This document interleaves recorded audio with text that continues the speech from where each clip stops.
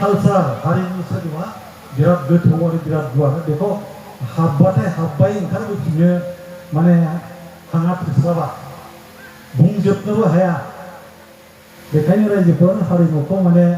मोसानाय मुसुरनायखौल' साननानै लानाया जोंना गोरोन्थि जायो होननानै आं सानो बेखायनो जोङो बे फारसेथिंबो सांग्रां जानांगोन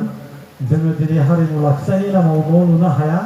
गतिके लिरनायनि गेजेरजों जों दोननांगोन जोबथारनायाव आङो साहित्य एकाडेमिनि भारत गभर्नमेन्टआ मानो होदों बे बिजाबनि सायाव आं बेखौ फंनैसो बुंनानै आंनि बिबुंथिखौ फोजोबसिगोन जाय हक साहित्य एकाडेमिया भारत गभर्नमेन्टजों होजानाय मोनसे दानानै होजानाय भारतनि मानगोनां प्रेसिडेन्टनि आन्डाराव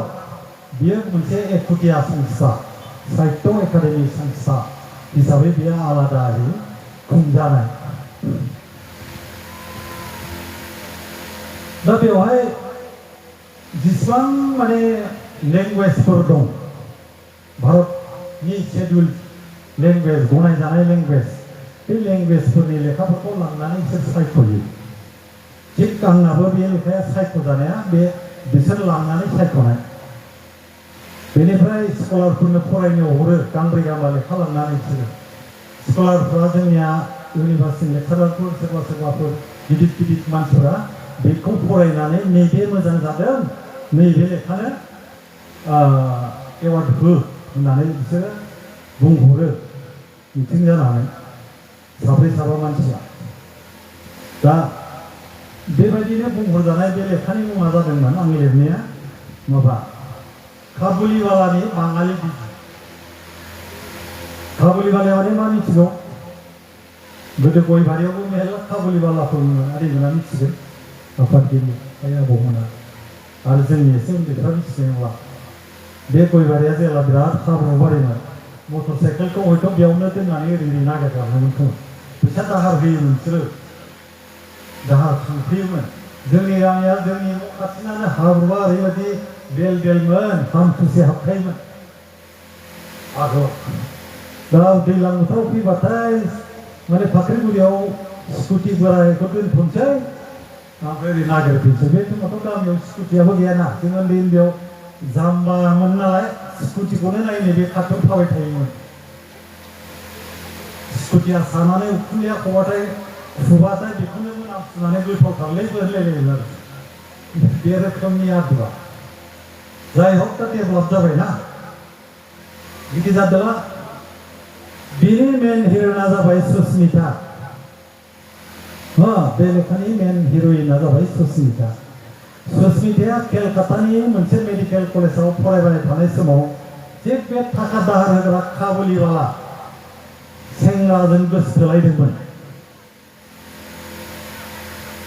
बे काबुलिवालाजों गोसोथोलायबाय नालाय बेखौ बांगालनो बोरै हरनो बिमा बिफाया डाक्टार फरायनाय मानसिथ' हराखिसै हरनाय जानाय नङा जाहैबाय हरनाय जानाय नङाखाय मा खालामबाय सानसेखालि बिसोरो फरायनाय जोबियावनो काबुलाव खारलांबाय हाबा जाखोमानानै कर्टआव सानैजों हाबा जाखोमानानै काबुलाव खारलांबाय आफगानिस्तानाव बे खारलांनाय समाव आफगानिस्तानाव बिराद उग्रपन्थी जेरैखि थाङा उग्रपन्थीनि माने सिलाइनि सोदोब गुलिनि सोदोब जायखौनो मोनो बेखौनो गावो सन्देह हबानो गावो बे रोखोमनि लामा थारैनो बिसोरो बिदि मोनलांनानै जायखिया बहुद खस्थ'नि गेजेरजों गावसिनि न'आव मोनहैदों बिसोरा आंगुर फिथाइनि आबाद खालामोमोन बे काबुल सेंग्राया जानबास नामा न'आव मोनहैनानै बेखौ लांबाय न' सिङाव दोनबाय न' सिङाव दोननानै जाहोबाय लोंहोबाय मोनाबाय उन्दुनायनि समाव जि रुमाव उन्दुगोन बेयाव हाबहैबाय बे रुमाव हाबहैबा सासे हिन्जावा उन्दुखानानै दं अलरेडि जेनेरेलि हाबा जागोदान बा माबा गोदानावथ' गुबुन थादेरा जोंनि मानसिफ्रा बे हाबनानै उन्दुनानै दं हिन्जाव अब्ला सुस्मितानि सेना सोंबाय सोर बिलाय सोर जानो आंनि हिन्जाव होनबाय नोंनि हिन्जाव होनबालाय आंलाय सोरथो नोंबो सानैबो बिनि हिन्जाव जाबाय सुस्मितायाहाय दिनैसो मिथिबाय जे बियो हिन्जाव गोनांखा मानसि न'आव उन्दुनोसै टाइमावसो बिदिनो सानैजों गेंग्रें गुंग्रुं जाबाय उन्दुनांबाय मालायनि हादराव थाबाय बिदिनो कयेक मास थानायनि उनाव बियो खुनुरखम सेपारेट गंसे रुम मोनदों आरोखि बिसिनि न'आ हाखरावसो 6 मास हा सिङाव थायो माने हा सिङावनो फ्राय थायो आरोखि गोजांनाया बारा नालाय बेखायनो बिसोर 6 मासाव थायो हा सिङाव बे रोखोमनो माने थानानै बियो बहुद खस्थ' भुगिबाय बियो लेखा गोरों नालाय कयेकटा लिरबाय गावसिनि पेपारफ्राव होबाय इन्डियान मानसिफ्रा थांनानै जे काबुलाव बिराद खस्थ' मोनहैयो इन्डियान हिन्जावफ्रा थांनानै जे माने नाख्रेब जाहैयो बिखुनजोजों बेवाइजों बायदि बायदिजों बेखौ बियो मिथिनानै बेखौ लिरबाय बेखौ लिरनाय लोगो लोगो उग्रपन्थिफ्रा मा खालामबाय बेथ' इन्डियानि जासुससो बे मानसिया इन्डियानि जासुसजों बेखौ दोना